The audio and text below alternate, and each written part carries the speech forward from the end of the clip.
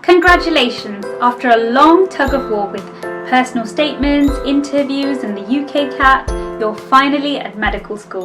There is a lot to be proud of in this moment. But are you feeling a little bit out of depth? Not to worry, we will help break down how you can make the most of your preclinical years at medical school. Thank you for tuning in with us in MedBay. So let's dive right in with our pro tip number 1. Build a strong base from the start. In preclinical years, you can find it really difficult with the amount of information hurled at you right from the start. It can seem never-ending and daunting. But don't worry, because everybody feels this way when starting out. If you start from the basics and build your way up, things will appear much easier. By this, we mean you should aim to understand the underlying anatomy and physiology of a particular condition before delving further into the minutiae of the clinical. This will really help you in your clinical years, where you'll meet a whole host of different and new and interesting conditions.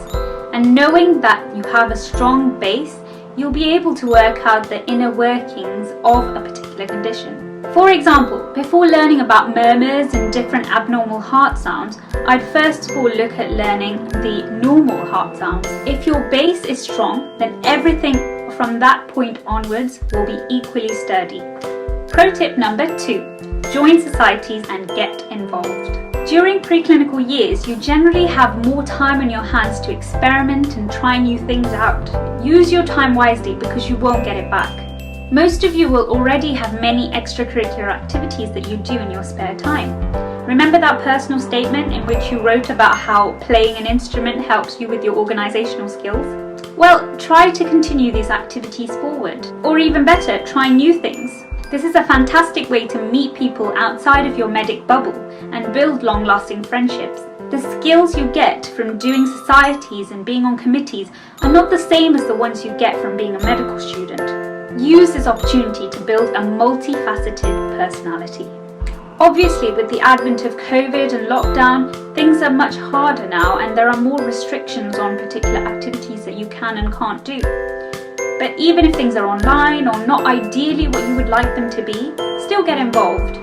Don't let these situations hinder you from doing the things that you love.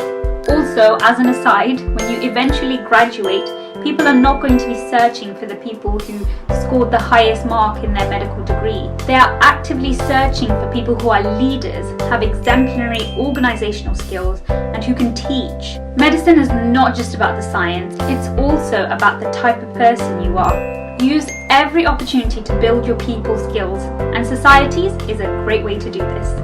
Lastly, pro tip number 3. Work on a good work-life balance. This is tied in with our previous tip. It will inevitably become harder as the medical school years go by to find time to do the things that you love. This is because of the heavier workload, more contact hours, and also the impending final year exams. So it'll be really useful to focus on a good work-life balance right from the start. Put time apart to do other activities like regular exercise or society events, and also build a good study routine. This is something a lot of people struggle with, including myself, but practice makes perfect, and if you start from the beginning, it will get much easier as you go along. So that's all from us today in MedBay. Thank you for tuning in. We really hope that you can take away something useful from this video. Please leave your honest comments down below and subscribe for more medicine and lifestyle content. Bye bye.